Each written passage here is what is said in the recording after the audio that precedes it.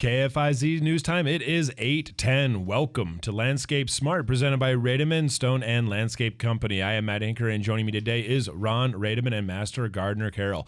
Phone lines are open for your questions, any of those gardening and landscaping questions. So shoot us a call at 923-1450 or 1-888-900-1450. Can't give us a call? Well, shoot your question over via email to us at kfizstudio@gmail.com. Ron, Carol, good morning on this, I would say pretty typical, mid-November. I would say that. Yeah, this feels pretty standard for this time of year. A little dreary, definitely overcast. We've been kind of getting this drizzle kind of the thing. way November is. It's just a lot of overcast and just cool, soggy. Although yesterday afternoon we had the sun pop out for a couple hours. It did. And it was wonderful. To be a pretty nice day. Yeah, I was kind of lucky. Mid-50s and sunny. So I was kind of lucky because that's when I took the dog out and was like, yeah, the sun popped out here, so this is a good time to take him for a stroll around the block a little bit. So yeah, and it kind of looks like more of the same here for the next 10 days or so. Just a lot of we're going to get some overnight freezing temperatures here now this coming week. Later in the week, it's supposed to be in the 50s the next 3-4 days here yet, and then turn into more typical November deer hunting, Thanksgiving type of November at that point. Oh, they like it cold too. Then not necessarily warm trucking around, but yeah. They like it a little cooler, a little snow on the ground, but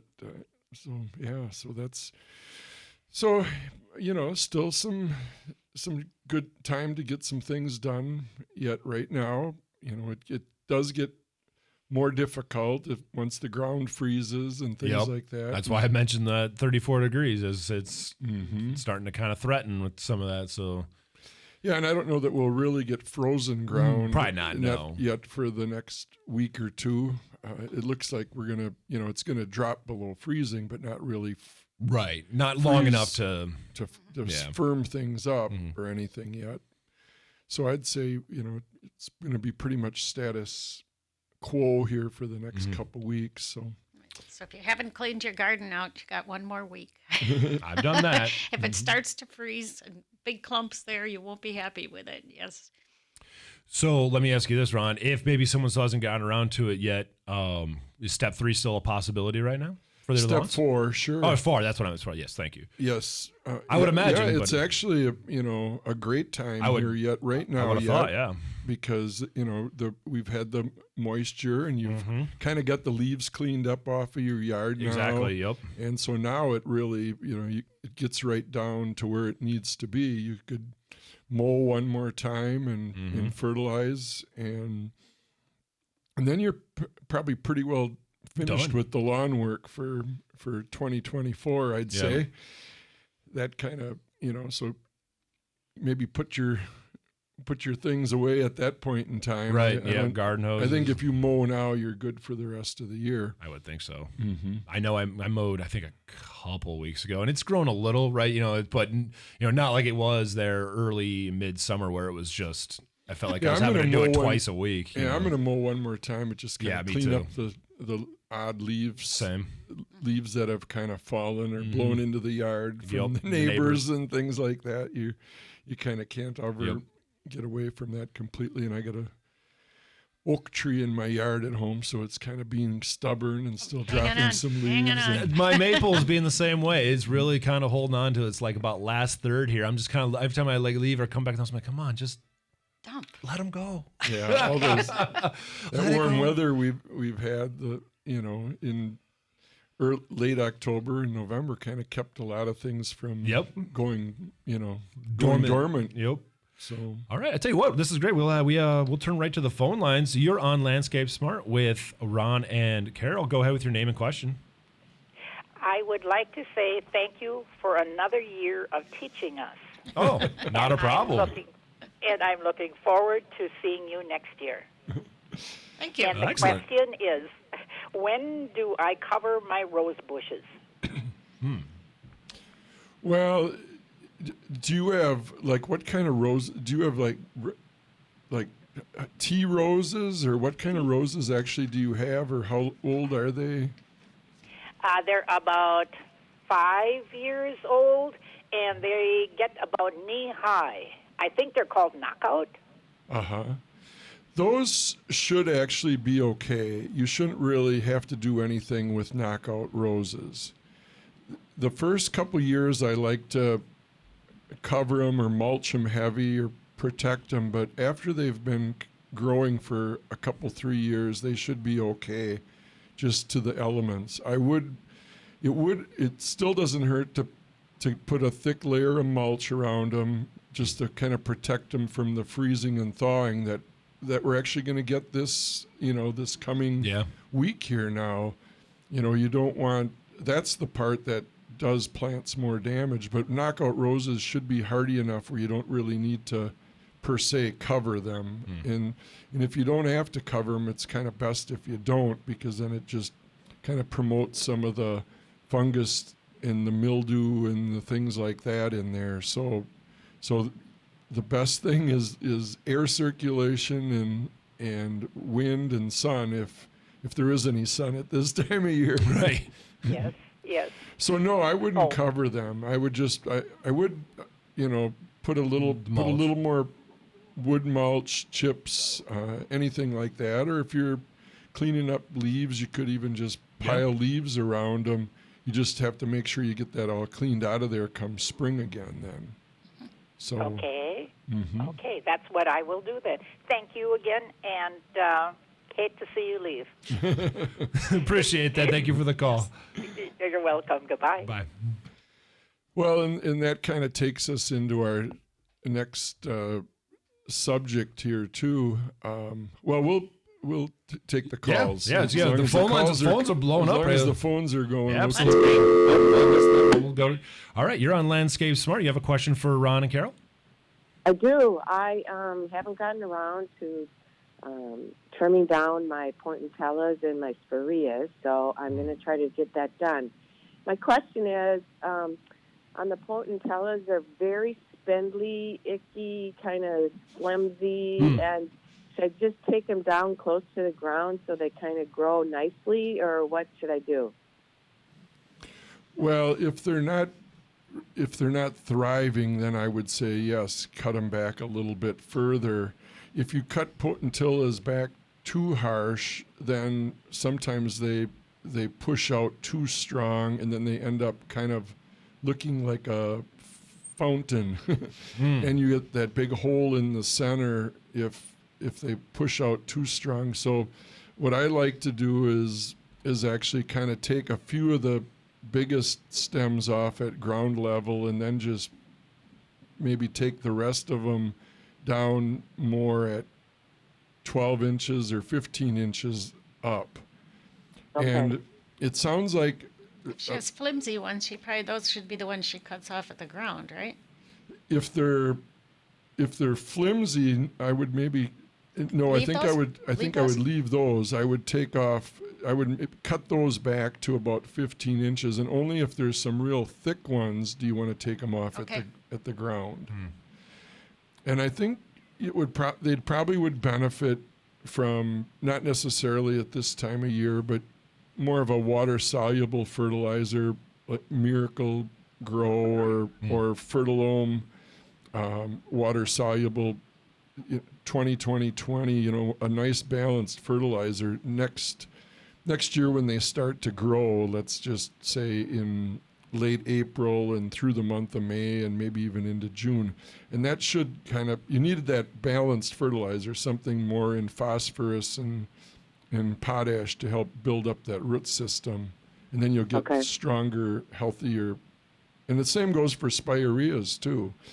Because pointillas and spireas flower on their new growth, you have to kind of push them a little bit harder, get them to, the more they grow, the more they flower. And because they grow a lot and flower a lot, they burn through a lot of nitrogen. So you almost have to fertilize them either with like the NutriPack packets, which are a continuous feed for the next 3, 4, 5 years, or Miracle Grow every year just to kind of keep them actively growing. Anything else to add to that, Carol? No, that sounds good. And then the Spirea, how far down can I take them? Because they get so big every year. Well, there too, I would pick out 2 or 3 or 4 of the biggest, thickest stems. Those are going to be the tallest ones. And take those out right at the ground level, because what that'll do is it'll force them into putting out some new shoots coming up from the bottom. So then they won't get as tall because they have to basically start over. But again, if you take the whole plant all the way down to ground level, then you're going to end up with that fountain or donut look where the center kind of falls out. Yeah. So you need a few of those medium-sized stems, let's just say, leave those there, because that helps support the new shoots that are coming up. Okay. So, all right. Kind of a third of the plant, take 3 or 4 of the biggest, thickest ones out, and then just kind of take you could take a few more cuts at like 12 inches or 15 inches, and then you could kind of just reshape the top from there down to, knee high or kind of in that area. Perfect. Okay, thank you very much. I appreciate it. Yes, thank you for the call. And what that does is it just gives then the plant, wherever you cut, that's where the plant's going to grow. Mm-hmm. So if you make those cuts at ground level, you're going to get 1/3 of the new growth coming out right at the base. And then the other third of the plant that you cut off at, let's say 12 inches or 15 inches, you'll get 1/3 of the new growth there. And then if you just clean the dead flowers off the top, even it out on the top, once it's all said and done, then it'll start growing there too, but you won't have so much push out the top that they get so tall. So, all right. I tell you what, we are off and running here so far. We'll step aside though for our first break. Don't go anywhere. As you're listening to Landscape Smart, presented by Rademann Stone and Landscape Company. So Rademann's not open on Saturdays. We are open Monday through Friday till 4 o'clock at this time of year. And we're just 3 miles south of Fond du Lac, and you can take Highway 41 and then exit off on County B to the east, and we're just down the pike there, a quarter mile. Welcome back to Landscape Smart, presented by Rademann Stone and Landscape Company. I'm Matt Hinker, and I'm joined by Ron Rademann and Master Gardener Carol. Our phone lines are open to take any and all of your landscaping and gardening questions, so shoot us a call at 923-1450 or 1-888-900-1450. Or if you can't shoot us a call, fire over an email at kfizstudio@gmail.com. You can even include a picture sometimes, which people do, and that's helpful as well. All right, well, while we wait to see if anyone does give us a call, so one thing I haven't been able to get to yet, and I still want to, and I think I can, is I want to move my carabels from out underneath my maple. And I'm thinking hopefully maybe tomorrow might be a good time for that. My question is we've been getting a lot of should I water today to still before tomorrow, or have we been getting enough to? Yeah, I don't know if I would water and then try to do it the next day. I think you're going to end up with kind of a muddy mess. Okay, that's what I wondered. And we did get, a little bit of,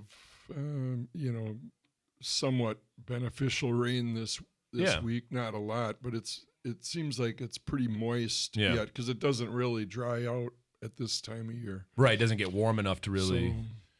So typically what you'd want to do is water them and then wait 2 or 3 days. Oh, okay. I can wait a few days. I guess I looked at the weather and it looked like there was a lot more like potential for rain on Monday, Tuesday, Wednesday. I'm like, oh, when am I going to get this chance? With that thought in mind, it did rain 2 or 3 or 4 days ago. Yeah. So, so that kind of was your watering, so to speak. Gotcha. So that's why I think you could probably move them, today or tomorrow without doing any special additional watering, and moving them ahead of the rain that's probably coming Monday. That was my thought as well. Monday afternoon, Monday night, Tuesday, and then colder weather to follow after that. It might be better to do it in the next day or two rather than watering and then waiting. I think I would do it do it now. Then my follow-up question is: would you recommend doing any NutriPacks, to their with their new location? And then I assume then also cover with mulch, bark mulch to insulate. Well, NutriPacks aren't really designed for perennials. Okay. Let's just say, interesting. I did not know that. You can use NutriPack packets on perennials, but because most perennials are rather shallow. The idea behind NutriPack is to get the nutrients down there, a foot down, 18 inches down, so that the roots reach down there. And so that works out great if you're planting trees or shrubs or right. Things like that. Gotcha. But as far as perennials go, usually just like Miracle Grow or Fertilome, those water soluble fertilizers that kind of, again, you can put those in a sprinkling can, or you can put them in and kind of water them in next summer, because once you transplant them, you're going to be watering them a few times. Yeah, but I wouldn't want to fertilize though. But you don't need. Yeah, and right now, if you'd fertilize them, it wouldn't really help. Yeah. Wouldn't really hurt. It just wouldn't do anything. Right. It would basically just kind of stay there for, but then once things start greening up, let's just say in, towards the end of March, then I would start fertilizing, because the roots will, even though the tops aren't really growing that early, the roots will start growing as the ground temperatures warm up. So that's when you could start fertilizing. Okay. All right. So good. Sounds like be sure to mulch. Right now is a great time to mulch perennial beds. Okay. You've cut them back. It's hard to put mulch down during the summer months because the perennials are all growing and covered. Where now you have that. You trim them back, and then you can get in there and you can spread a thin layer of mulch around perennials, because there's nothing to impede them. You can get it right where it needs to be, right around the plant. So excellent. It's a great time to mulch perennials right now. All right, I'll tell you what, the phone lines have fired back off here. You're on Landscape Smart with Ron and Carol. Go ahead with your name and question. Hi, my name is Pam. I have some type of lower growing shrub roses. I don't know the exact species or variety, and they still have had some blossoms on them. Do I cut those blossoms off now, or do I just let them wither up on their own? Yeah, it doesn't really matter too much either way, actually. No, because I don't think so either. They're dormant. They're finished growing for the year. Mine has a few. I have knockout roses, and these, there are so many different varieties of these carefree varieties of roses, but the rules on them are all pretty much the same. And for the most part, how long ago did you plant these? 2 or 3, 4 years ago. Mm-hmm. So they're established, and that one of the reasons they're still flowering and looking probably a little green yet is because we had such nice weather. Mine is. Towards the end of October yet, and they were still growing and pushing out new growth and flowers. So, there really isn't anything to do. I would just enjoy them, and and if you got, it still wouldn't hurt to put a little extra mulch around them, and I've done that, because that just kind of, again, it prevents that freezing and thawing that's coming up here over the next month or so. Okay, and one of them in particular is a little bit, and it's ready to be, it should be pruned a little bit by next year. So do I prune it in the spring then, or do I prune it now? I would just leave it go, because what's nice about roses is the advantage of the thorns they have is a lot of times they do catch some of the leaves that are blowing through your yard, and you end up with a natural insulation barrier there. So if you leave it there, and then come next spring, then clean the leaves out, and then kind of, in roses you kind of do it a little bit different than spireas and potentillas, because there what you want to do actually is thin out some of those real thin shoots that are coming out and leave some of the thicker ones. Mm-hmm. So then next spring you could thin it out a little. And you always want to thin out roses because, again, sunlight and air circulation is your best friend on roses, that they don't get some of those leaf spot fungus diseases. And if they hold the snow, that's good too. Yeah, and that's where the advantage, if you clean them out, trim them back, then the snow kind of blows through, the leaves blow through, or this way the leaves and the snow kind of form their own little protection. insulation, You get that insulation barrier. All right. So Thank you so much. And no problem. Thank you for the call. Those are like I know. bonuses when your roses bloom this late. I had one maybe Yeah. 2 weeks ago, just one nice. I have a climbing rose, and it Oh, okay. produced this one beautiful rose, and I thought, that was really sweet. Right. Yep. Mine is also So it's had bonuses, yes. I've got a couple still just that's on there that just look really good, and I'll just probably lop off the dead heads when they go, and that'll be that. Because it like you said too, Ron, mine is still a lot very green in most spots. It's still kind of. I know it's not grown anymore at this point, but I don't think it went dormant that long ago either. So yeah, it would be more important in July or August or September to trim those dead the flowers then off, because that way you encourage more new growth. oh yeah, and I do more that. Yeah, I do flowers. that throughout. Yeah, because it just continues to bud But at out this for you. time of year, there's no real advantage No. to trimming the flowers off, because you're not going to get any more No, new, it's the flower. new Yeah, growth either way. So no, but it's So done that's- doing that. so that's why the advice is always a little bit. It wouldn't hurt them. You could trim the flowers off, Right. but I don't know. I usually find something else more important to do. If there's anybody out there yet that still thinks they want to plant garlic, I did mine yesterday. I planted garlic and winter onions. So Winter onions. winter onions, well, you have to have a plant to begin with, and then you get it has heads that come up, and they have all tiny little onions on them, and then Okay. you replant those, Okay. and then you eat them in the spring. Otherwise, they get really hard. And I'll bring you some sometime. Okay, please. Yeah, I've never had them. I love onions, so I'm intrigued. Do you have a space now to put them? What Maybe not. would that space have to look like or be? Because to answer that question, Like a garden bed, I guess it would have to yeah, always be. yeah, it's out. I mean, it's outside right now. Obviously, it's on. Yeah, how big? Because I have those like I have some of those little ones. That you can- Onions are only this big, maybe like Okay. a quarter Okay. size. Yes, but the garlic, you can just go to the grocery store and buy a cup of cloves of, not the cloves, but the whole ball of Bulb, garlic. yeah. Break them apart and plant them 3 inches maybe into the ground, and they'll start growing in spring real early.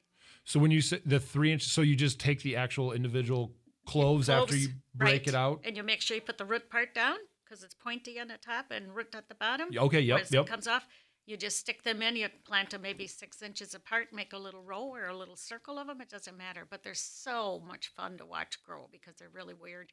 I mean, they get a stem and they get a couple of little leaves, and then all of a sudden that stem goes in circles. Yeah. And then all of a sudden it stands up straight and it gets these little extra flowers, cloves on the top, and they're just a fun thing, and everybody likes garlic. So Oh, yeah. give it a try. Who doesn't You can love still garlic? do it. Yes. And I love making So when homemade will garlic mashed potatoes. when will you be able to harvest your garlic if you're You planting? plant it about like early in August, especially if it's really dry out. But it'll be ready to dig in August, about middle to end of August. And what about those winter onions? Then those That's there to really build you another whole big plant. You start that like a little baby, and then it'll get more around it, and you leave it there like a perennial. Yes. And it's called a winter onion. So you don't eat those? Yes. Oh. Well, you plant some individually, and then you eat those. And then you plant like a circle of them so that you start like a mother plant. So the next year, when it in August or so, it'll start getting all those little ones on the top that you can then replant the next year. Okay. Just like the garlic. Except here, what you're replanting is high up in the air, not in the ground like the garlic is. Yes. So they're just fun things to play with. No, it does. It sounds like a lot of fun. It's also making me a little hungry. So, because like you said, who doesn't love garlic? It's just, Yes. I can add it to just about anything. Don't go anywhere. We're going to a step away. You're listening to Landscape Smart, presented by Rademann Stone and Landscape Company. So Rademann's open Monday through Friday till 4:00. You can visit us online here today if you want, www.rademann.com, or give us a call on Monday. Welcome back to Landscape Smart, presented by Rademann, Stone and Landscape Company. I'm Matt Anker and joined by Ron Rademann and Master Gardener Carol. Phone lines are open for your gardening and landscaping questions. Shoot us a call at 923-1450 or 1-888-900-1450. Can't give us a call? Shoot that question over via email to us at kfizstudio@gmail.com. And as we've noted before, we do put this program now on YouTube. So, Ron, you have a little announcement about that, right, here going forward? Yeah, well, we're still doing the YouTube. So if you tuned in late or you have to go somewhere and do something right now, you can listen to the last half of the show. Yep. Next week, or watch it if you want. But I don't know if there's much to watch. It's more Three talking heads. Yeah. Turn it on in the background is probably a little better than sitting there watching us. But anyway, yeah, YouTube, all you have to do is search for Landscape Smart 24, and you'll find us real easily, and then just try to figure out which the episodes, because if you're looking at the spring episodes, you have different advice than if you're watching or listening to the November episodes. Yeah. So, that's your strategies will be a little different. Mm-hmm. So, Landscape Smart 24, and it'll pop right up. And I guess they're in there in consecutive order, right? They're not mixed up. Yeah. YouTube will always be straight. Yeah, it'll straight always. line. Yeah. Okay. Yeah, well, and there's the date episodes in which you publish it. Yeah. Yeah, the episode numbers are there too. Okay. So obviously episode 4 is Later back in April, and episode 26 or whatever we're on is coming up now, or was last week. I don't remember. Right. I don't. So anyway, the higher the number, the more current the information. Let's just say. Right. So, yeah, and I think we're kind of getting a handle on our winter schedule too. We're going to take the next couple weeks off, and then we're going to do a show the first Saturday in December.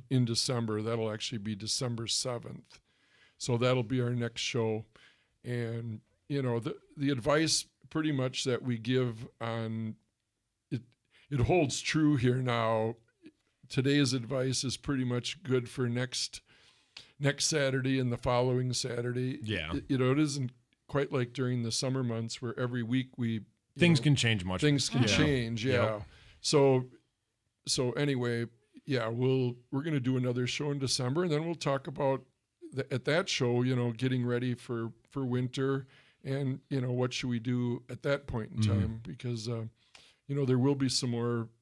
We'll have more things to talk about then than because next Saturday would be pretty much the same things that we'd talk about. So, all right, tell you what, let's turn right back to the phone lines. You're on Landscape Smart with Ron and Carol. Go ahead with your name and question. Yes, Steve, I got a question for Carol about the winter onions. Yes. Where could I get them to plant? I honestly don't know where you would get them. You don't know of anybody else that has them? Well, years ago I used to, but Okay. But they don't anymore. So.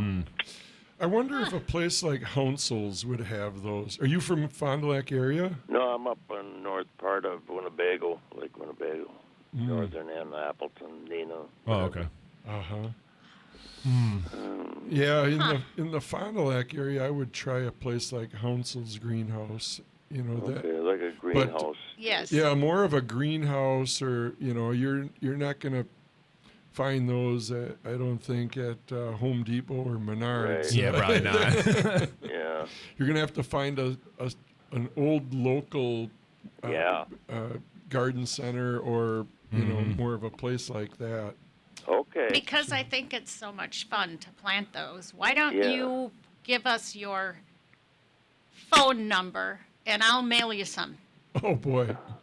My phone number? Your phone number, then I'll call you and get your address and that. Sure. Okay, All right. do that. So Thank you. somebody's going to Yep. write it down right now. Your Well, phone number? I'll tell him to hang on Yep. to the line, and I'll get your number here in a Right. sec. Because that they're way just- everybody I doesn't get I it. have a whole box full of them. Somebody should have some. Yes. Yeah, I won't make you read your number over the Okay. air. Right. Yeah, thank you. Not a problem. Okay. Thanks. Sure. Thank you for the call. Thanks, Carol. So yeah, well, that's one way to do it, and I guess Yeah. with something like that, it's you can throw those in an envelope. They're and- real light. and Yes. and mail them, and it's not not that difficult. So All right, you can go ahead and give it to me real quick. Okay, it's 920-739-4273. Excellent. Okay, thank you. Thanks a lot. Yep. Bye. Bye-bye. Okay. You got her? Yep, All I right. got him. Yep, I got his number. So I'll pass it to you. I won't read it off the air again. Okay. That way you can give him a ring and hopefully get him some of those onions. I did that once when we were in COVID and everybody was looking for seeds. Oh, yeah. So a gentleman wanted, oh, now I can't even think of what it was.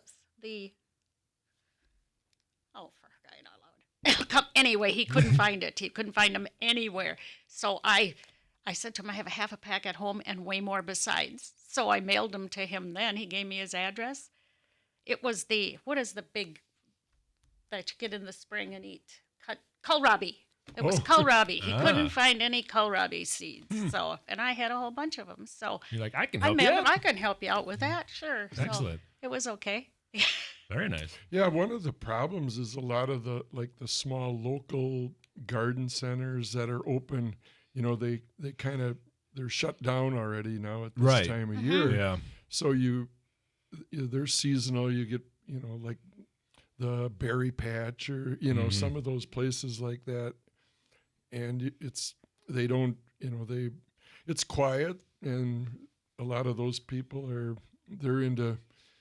they've been doing it for a long time. They hibernate at this time of year too. So. And then they start so early. I mean, Yeah. they'll start planting things in Well, and it doesn't- January, February, March. And if they have greenhouses, they're planting away then. Right there, it's quieter now, and we even see that to a certain extent. Is it's quieter in December.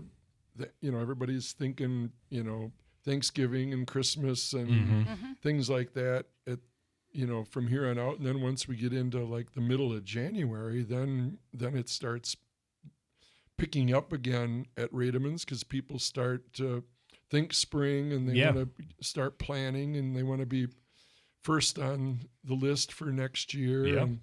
And that's kind of like at Rademann's, that's kind of what we do is we kind of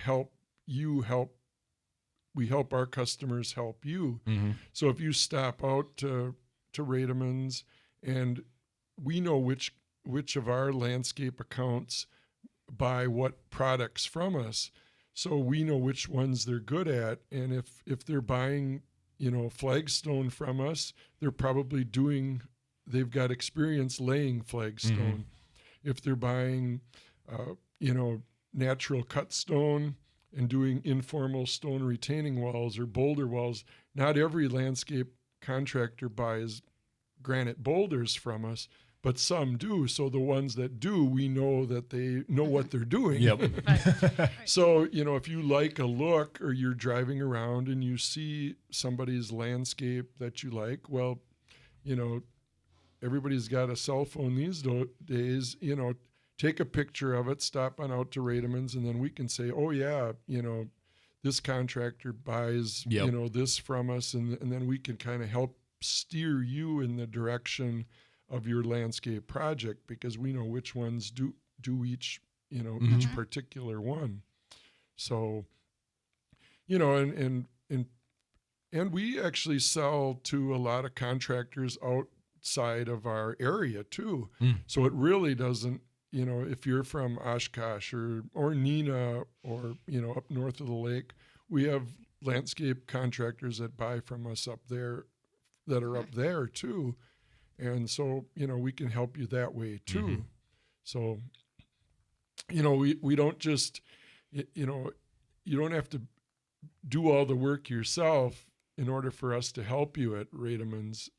Sometimes you And at the same time, we can kind of guide you through that too. If you stop out to Rademann's and we kind of tell you what's all involved, then you can say, "Oh yeah, I can handle that," or right, or I better find someone and or hire. I might want to find someone Yeah. to, because you can literally, pick up the piece of stone and decide how heavy it is and how easy it is to maneuver, and then decide if you want to take it Yeah. on yourself. Does this sound like it's going to be fun for you to do for for a few days or afternoons back and forth?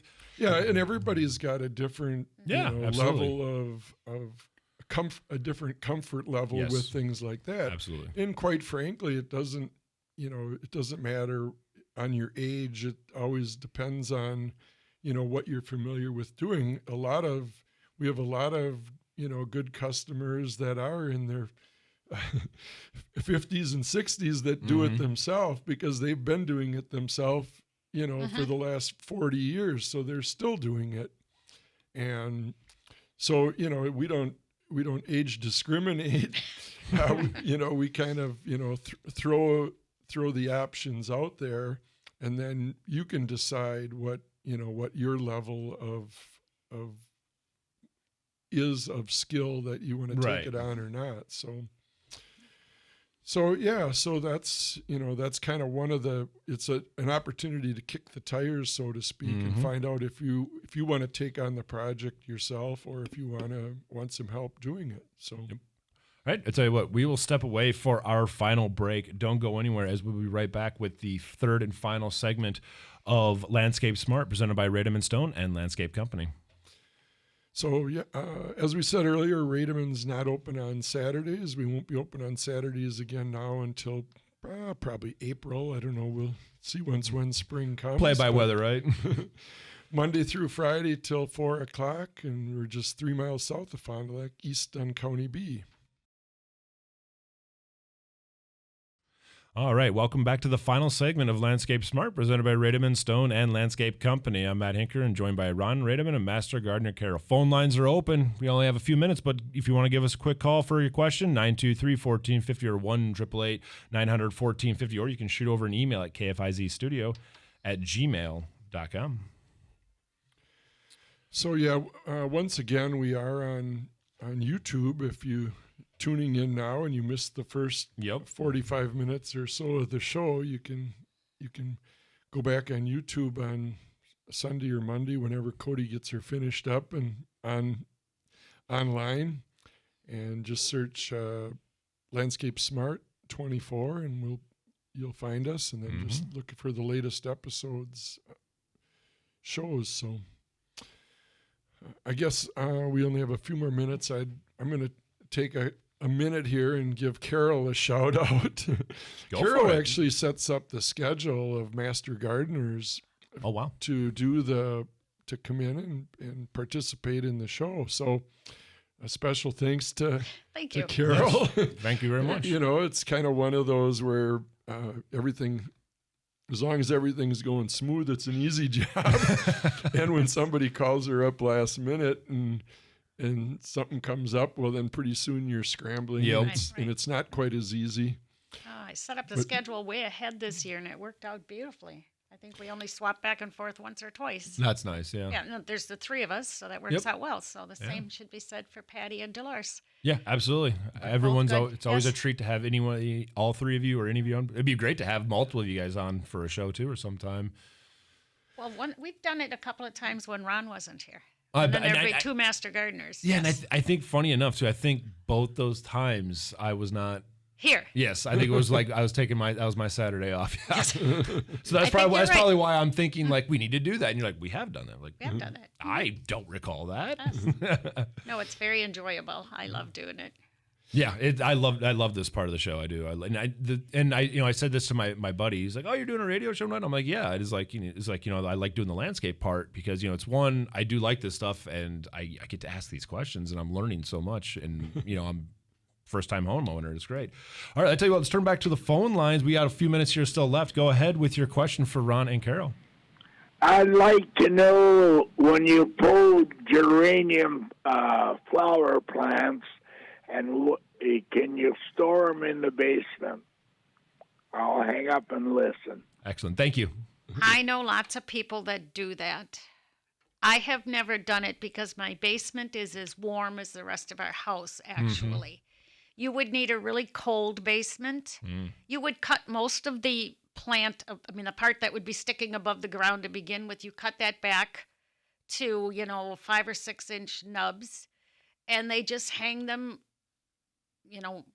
with a string or something from the ceiling so that they don't lay in a pile and go that. But most people that do geraniums keep them in the pot, cut them way back, and have them in their basement, and maybe water them once a month or so.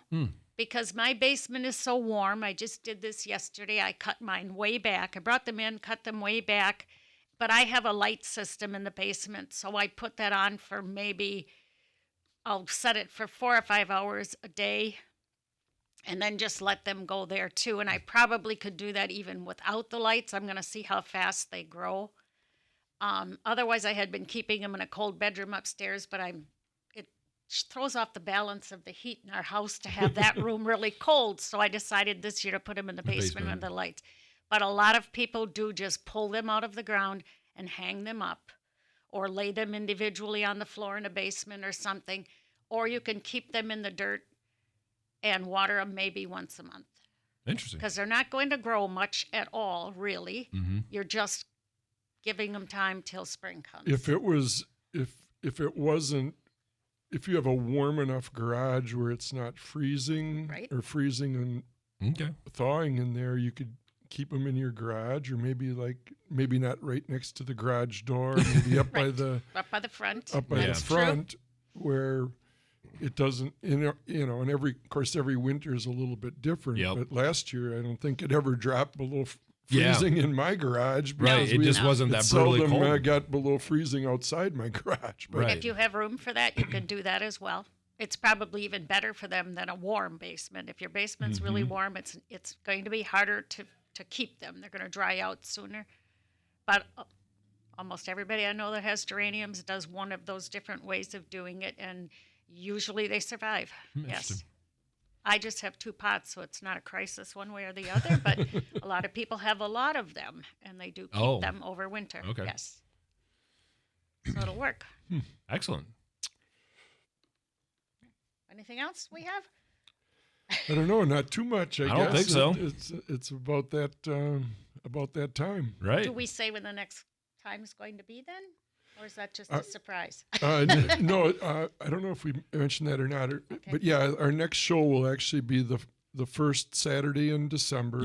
December 7th, and so no shows now the next 2 weeks, and then we'll be back on December 7th. So all right.